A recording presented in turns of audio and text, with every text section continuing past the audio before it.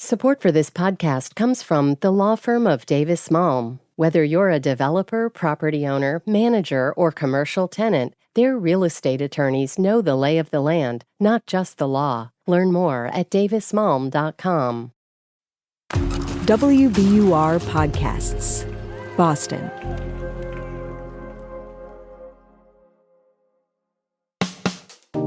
I'm Daryl C. Murphy, and you're listening to The Common.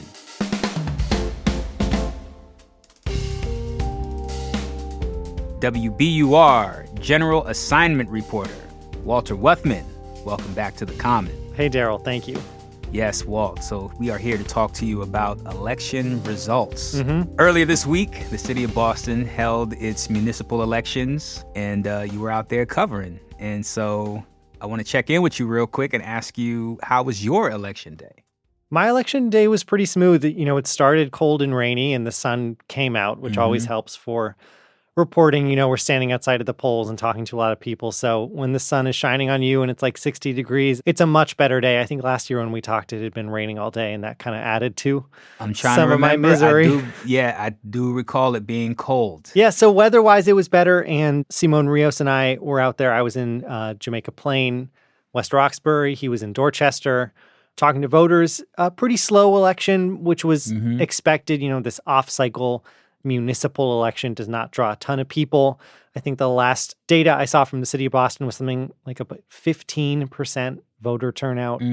2 years ago, it was closer to 30. Did anything stand out to you as you were out there covering the polls?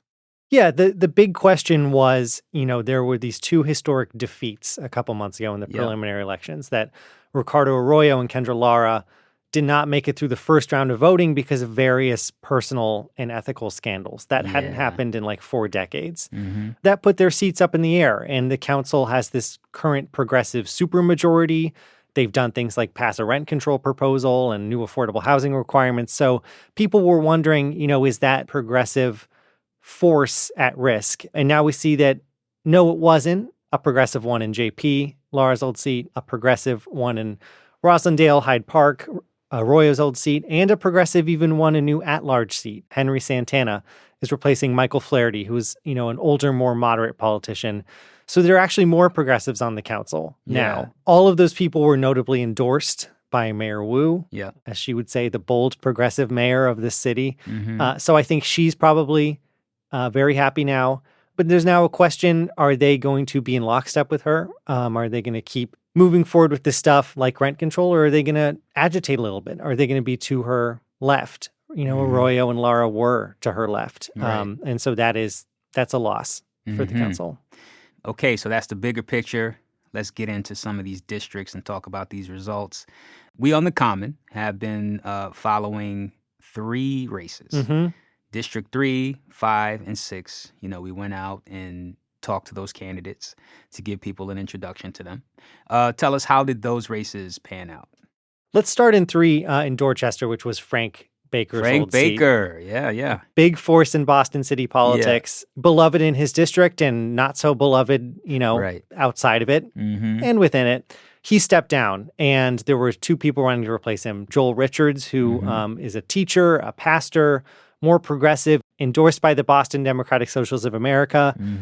He did not win. He fell short to John Fitzgerald, who's a Boston Planning and Development Agency official. He was endorsed by Baker and former Mayor Marty Walsh, you know, very much in that classic older Dorchester mold, running as more of a moderate. Simon Rios was in Dorchester yesterday, catching up with voters.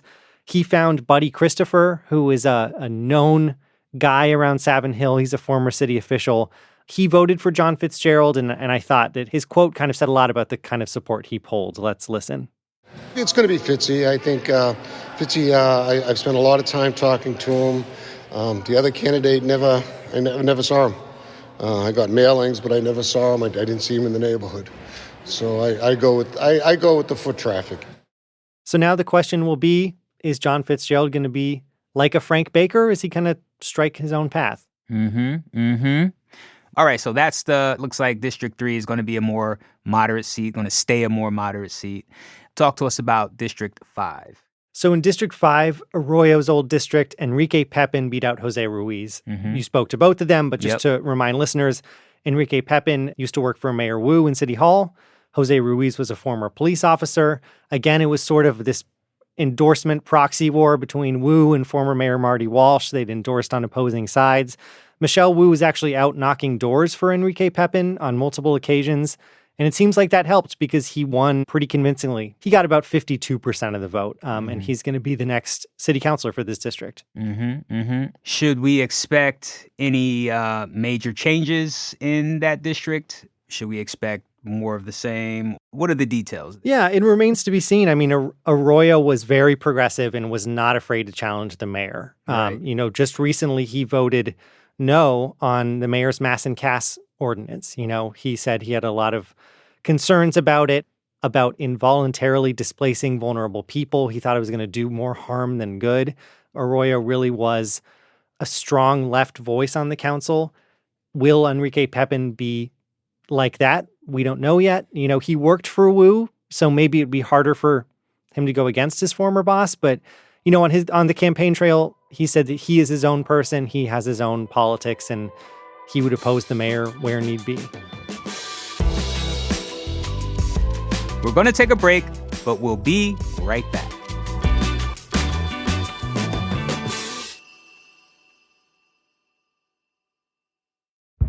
Did you kill Marlene Johnson?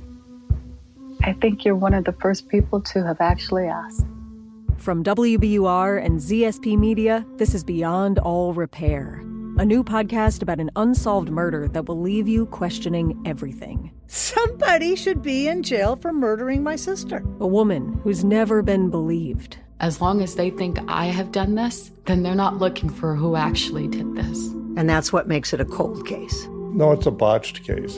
And a search for the truth, once and for all. Wow, it just gets more interesting. Beyond All Repair. Listen and follow wherever you get your podcasts. Be careful. You're digging in a place that's been very peaceful for a while. Do it anyway. Dig.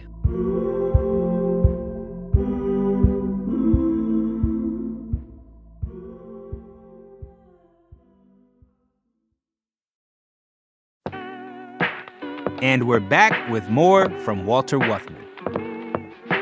Would you say that Frank Baker and Ricardo Arroyo were kind of two opposing forces, both one very moderate, one very progressive?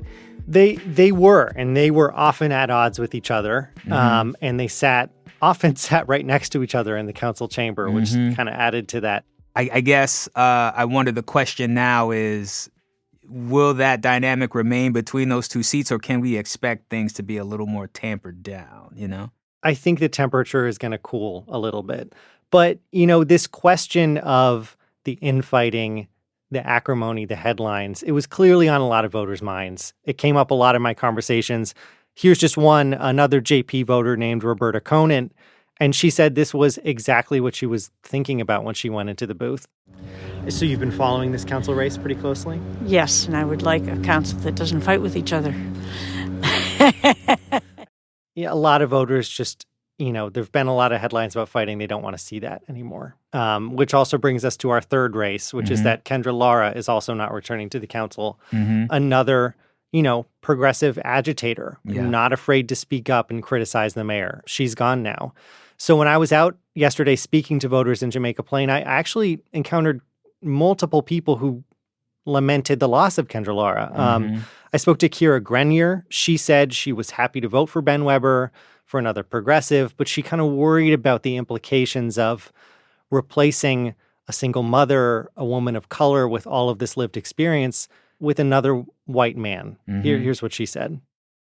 Boston has a history of being a pretty, old boys, middle-aged white club, and I don't think that that's at all representative of this city right now, and it doesn't do anything for people who are hurting, and they're hurting because realistically a patriarchal white society has kept them suppressed in poverty. And Ben Weber has very progressive positions. He has this elaborate website, more elaborate than most campaigns, actually kind of going through all of his policy positions, how he'd want to reallocate funding for the police and hire more social workers. So, for a voter like Kira Grenier, that's all good on paper. Again, he's a first-time politician. We've never seen him vote. We're going to see how he legislates. Let's talk about at-large results. The city councilors who are, I guess, representing the entire city. What's happening there? So, as expected, the three incumbent at-large councilors won re-election very easily. That's Ruth C. Louis-Jean, Julia Mejia, and Aaron Murphy. An interesting spot in there is that Ruth C. Louis-Jean won the most votes, the biggest proportion of the votes, over 20%. Historically, that's a kind of a launching pad to higher office. Mayor Wu, used to be the biggest vote getter in the at-large race. Michael Flaherty used to be the biggest vote getter, and he ran for mayor. Anissa Essaibi-George used to get a ton of votes when she was an at-large city councilor. She ran for mayor, too. So this is a black woman we're talking about. And this is Ruth C. Louis-Jean, who we're talking about, who has a lot of respect on the council, who shepherded the council through a really tough redistricting process after, everything fell apart. So some people are thinking she might be the next council president, which would be significant if the mayor's office opened up for whatever reason. It also means you get to choose the committees, you get to set the agenda. But that's getting ahead of ourselves a little bit. Yeah. But interesting to see. She's the most popular of the incumbent at-large councilors. And then that fourth spot, opened up by Michael Flaherty, is going to be filled by Henry Santana. He's a young candidate. He, again, used to work for Mayor Michelle Wu. He stepped down from city government to run. He had Wu's endorsement. I think there was an expectation that he'd probably do pretty well, but he was against Bridget Nee Walsh, who also had a ton of institutional support. Yeah, a lot of unions, right? Union support, other councilors like Aaron Murphy, I believe U.S. Rep. Stephen Lynch. So a ton of South Boston support. Big question. These were the two best funded candidates with the most endorsements. Henry Santana came out on top. Okay, now another aspect of this race is that it was a pretty good day for Mayor Michelle Wu. Her endorsements all did very well. What can we draw from that as it relates to our mayor? Yeah, it means her endorsement carries a lot of weight. And if you're keeping score, she's 4 for 4. She endorsed Enrique Pepin, he won. She endorsed Ben Weber, he won. She endorsed Henry Santana, he won. And then in District 8, which was a little less competitive because Sharon Durkin, a former fundraiser for Wu, she was elected to the seat in July, a special election. She ran for it again. But she's been serving on the council. She had a ton of institutional support, and she beat her opponent, Montez Haywood, pretty easily. Wu had endorsed her as well. So she made 4 picks, and she got 4 wins. 3 of them have worked for her before. Ben Weber seems pretty clearly ideologically aligned. I think it means it's going to be a much friendlier council to her policy recommendations, to her next budget proposal. I think she's going to have an easier time getting things through there. Understood. So I know we talked a lot about what we can expect as far as the temperature on Boston City Council. What else are you looking forward to seeing from this new council lineup? There's a ton of interesting policy that they have to tackle. I mean, every year there's the budget, which is very important, and the council has this new power to actually amend it. They haven't really successfully used that power the past couple of years. It will be interesting to see if this new iteration of the council can flex their muscle a little bit more.